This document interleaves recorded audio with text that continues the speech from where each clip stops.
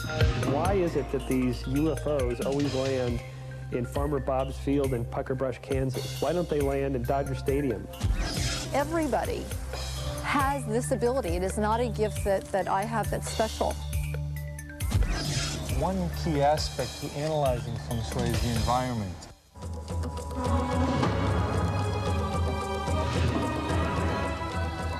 From the boundaries of the universe to the depth of your soul, embark on a journey through the unknown and unexplained as we explore mysteries, magic, and miracles. Hello and welcome. I'm Patrick McNee. Today, we'll take a look at a different way to talk with the animals, and we'll discover how to get the most out of our surroundings.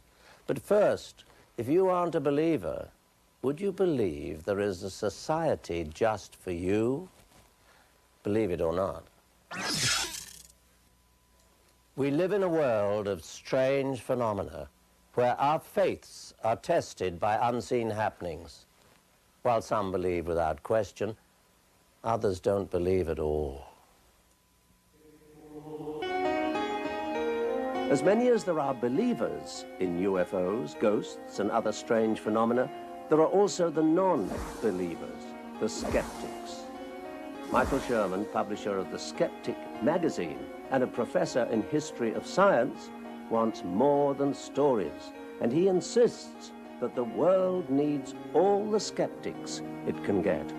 Our bias, we have a bias, here it is, our bias is science. We're interested in what's your evidence for your claims and what's the explanation for your claim. Thousands of people claim to have seen UFOs, and many more say they have been abducted by aliens. For some, it has changed their outlook on life, and they view their experiences as clear as daylight. They don't need any more evidence, but the skeptics do. Why is it that these UFOs always land in Farmer Bob's field in Pucker Brush, Kansas? Why don't they land in Dodger Stadium or the White House or somewhere where we can see them and it's a little more obvious? Michael obviously had definite opinions, so I wanted to know his thoughts on other life forms. Is there life elsewhere in the universe? I would say most likely yes, though we can't prove that. Have any of these life forms come to the planet Earth? Our opinion is most likely not, for several reasons. One, the interstellar distances are enormous. It's very unlikely somebody will have come here. Much more likely is they will have tried to reach us through some sort of electronic communication, and we are monitoring that. So there is a legitimate search for intelligent life in the universe called the SETI program. But the people who claim that UFOs have come and that have been abducted by aliens and so forth, they have the flimsiest of proof and evidence. I mean, they have the shadowy stories about how they were abducted in the middle of the night while they were sleeping. This is a type of hallucination that occurs during a dream called a hypnopompic hallucination, where you wake up, in your dream you wake up and you think you're awake and you can't move, and at the foot of your bed is either a ghost or an alien.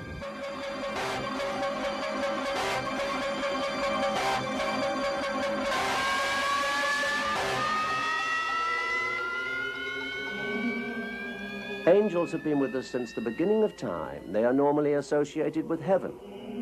On earth, they are present when we need protection and guidance.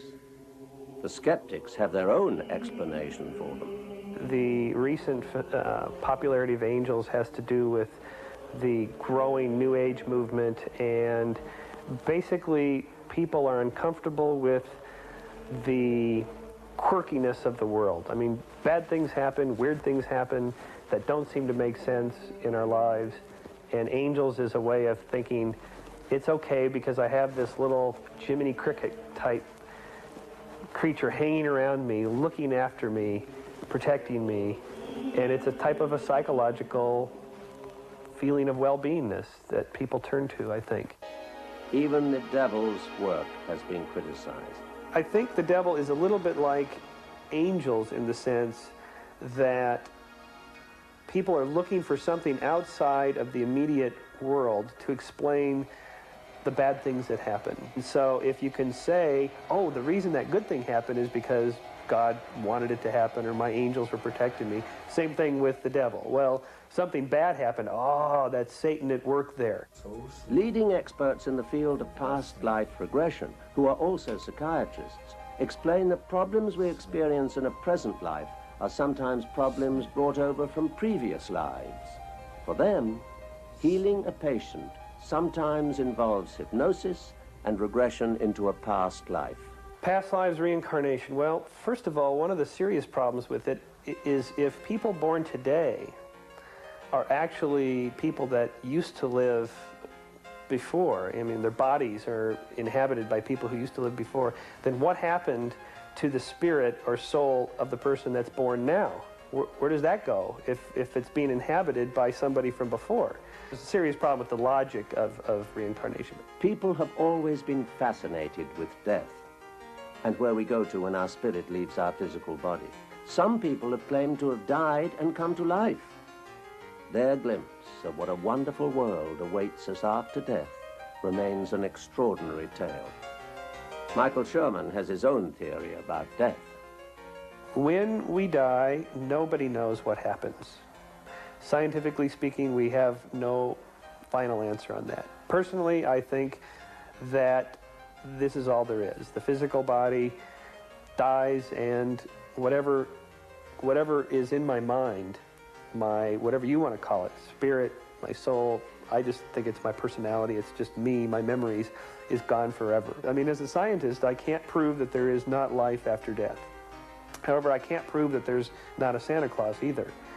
But it's very unlikely that there's a Santa Claus. It's very unlikely that ghosts exist. Very unlikely that we will live beyond the physical body. One of the first principles of skepticism is that you must never fool yourself, and you're the easiest person to fool. Life in itself will always be an enigma. Ghosts, angels, and UFOs only add to the mystery. Whichever way you look at it, for those who believe, no explanation is necessary. For those who don't believe, no explanation is possible.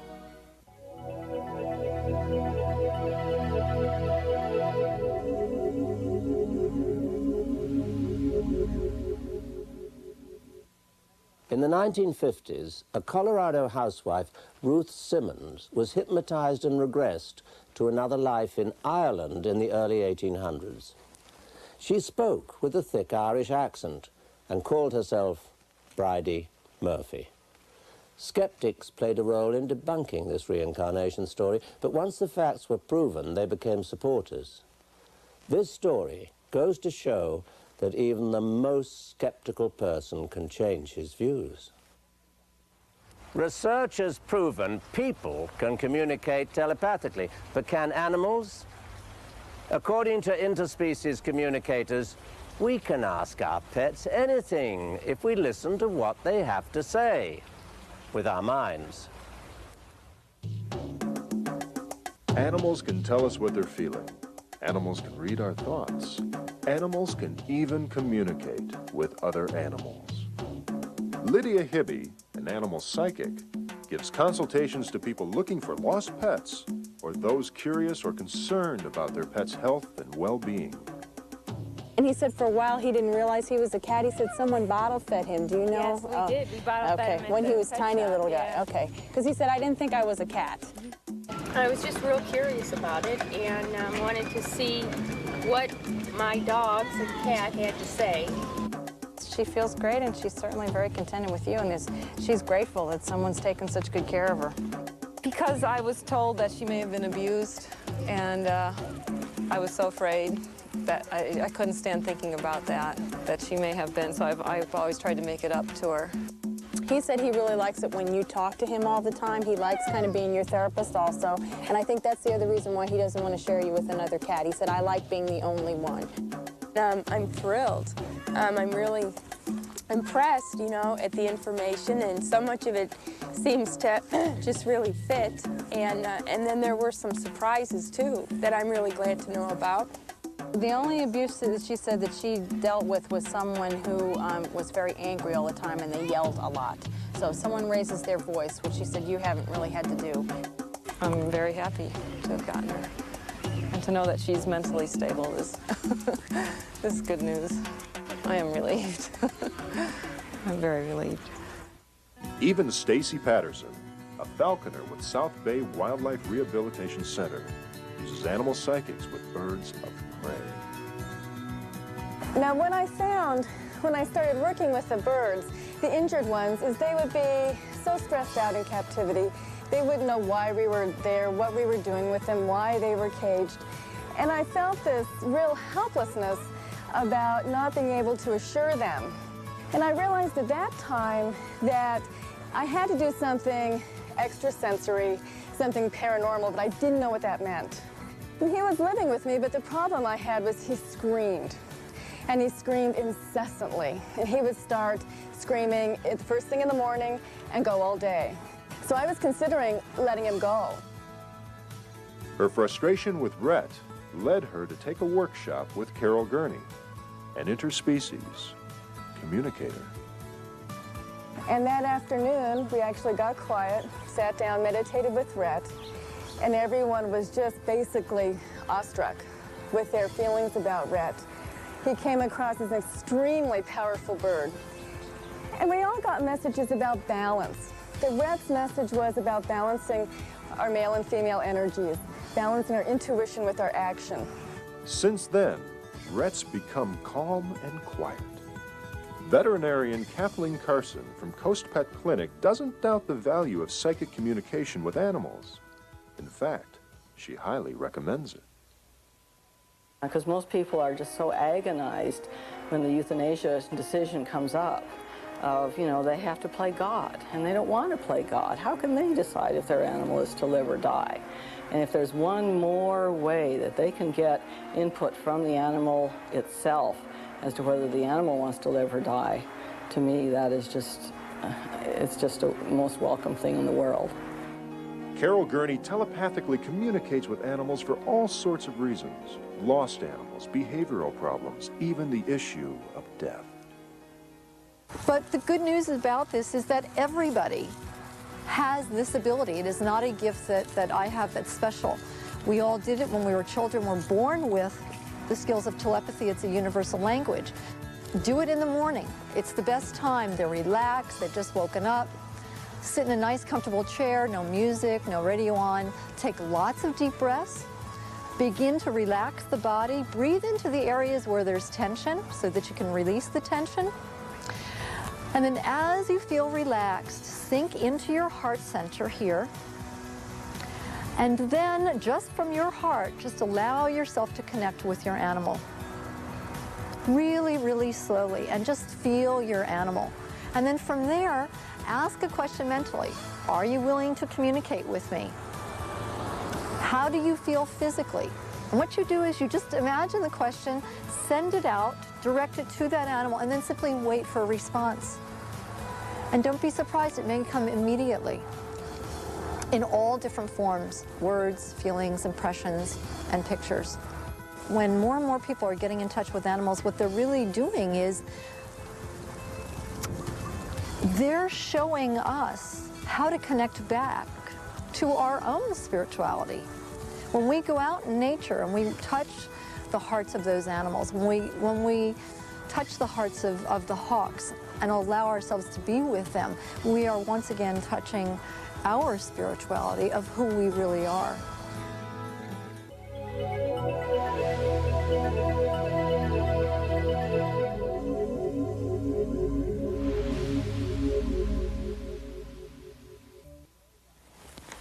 There's no doubt that our surroundings can have an impact on how we feel. There's an ancient belief that a simple thing as the placement of your furniture can increase your energy. It's called feng shui, the Chinese art of placement. In ancient China, emperors and people with power controlled the feng shui masters. The feng shui art was considered so valuable and so important for the success of the emperor that all of the feng shui masters were kept in the forbidden cities, or areas controlled by men of power. Both major branches of feng shui, traditional and transcendental, are based on the I Ching, or the Book of Changes. In the Transcendental or Black Hat sect of Tibetan Tantric Buddhism, cures for problems with qi call for objects like the bakwa, crystal ball, or mirror to enhance the circulation of qi. David Twicken, a specialist in both traditional and transcendental feng shui, came to analyze our offices. When we evaluate feng shui, one of the most important areas in a building is the entryway, the front door entry to a building. We say that's the mouth of qi, that the universe will bring the qi into the business or the person's home life through the front door. So we want everything in the way, direct pathway of the front door to be open and allow the qi to flow smoothly. So if we look at this situation here, we see the front door to the building, but we see a building right opposite, within probably 50 feet. This is creating a blockage from the energy on the other side and around us to be able to come in and nourish this building properly. The way we would correct it, one way would be is to put a crystal ball up here, and if we hang the crystal ball and we do what is called the mudra in the mantra, to call upon the universe to come and to bring energy and move energy through this building properly so it can be circulated and nourish people would be the proper correction. Or you could put a mirror which is curved inward to attract the universal energy to come in here properly and be nourished. One key aspect to analyzing feng shui is the environment. So we would look at the buildings and trees and everything around the building we live in or the office we live in. So if we look at this building here, this big building, and it's sort of much taller than our building, and it kind of like puts down a pressure on our building, and it blocks the qi flow from the whole environment from nourishing and nurturing our building properly. But how important is the solar system or the alignment of the planets? Okay, the solar system and the alignment of the planets is a very, very important aspect of feng shui. It's an area that very, very few teachers know about, very few people know about, even in China. And it's the deepest portion of feng shui. It's sort of like getting to the DNA, the genetic makeup of the energy or magnetic field in feng shui system. And the way we do that is we utilize an ancient geomancy compass called the Lo Pan. And once we determine the inner structure of a building, we align this Lo Pan up in a certain configuration to tell us the energy field configuration. So the combination of the alignment of this, the planets in the solar system at the time the building was constructed with the Lo Pan reading determines the magnetic field, the deepest and probably the most important aspect of feng shui, traditional feng shui. After the exterior analysis, we went inside the offices to see how everyone was doing. Then once you make it through the outside of the building and the front of the front door, how important is the interior design? The interior design and the structure and the layout is vital in the health and the success of the workers in an office environment. Some general rules are, number one, never have your back to the front door or the entryway. So we can see here, if somebody is sitting here, their back is to the front door. So every time somebody walks by or someone comes in, they have to turn around. So the whole central nervous system is out of whack. They don't know what's going on. They're constantly hearing things. So they'll be very irritable, very on the edge, not knowing what's going on. But most importantly, neither of these desks are in what we call structured to be in a power position in the room, in the office. Because most of what's going on, they're not aware of. But if they were to flip this desk around and the person was sitting something like this with the desk out here, then they see everything that's going on and they're in a position of power and they know what's going on. It's very, very important for their psyche, for their emotions, for their whole psychology. It changes all the way you are. Okay, one of the basic rules in feng shui is never to be in a direct line of an open door, especially at the end of a hallway, because the momentum builds. So as we see, this gentleman in his desk is in the direct pathway, and we call it a dagger or a sha, We say it's a shot. A negative energy is going to bombard this gentleman. And things like irritability, anxiousness, edginess, his whole central nervous system will be out of balance and out of whack. After Howard's evaluation, I was a little nervous about my office. We checked it out, though. Everything was okay.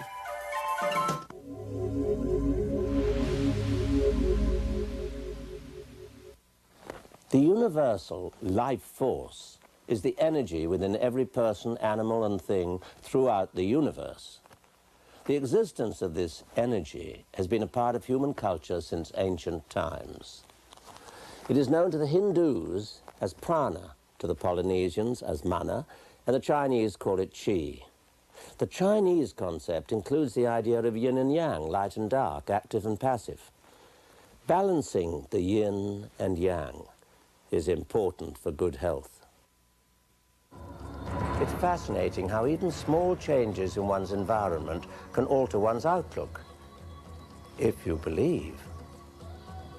Do you believe? I'm Patrick McNee. Join me next time for more mysteries, magic, and miracles.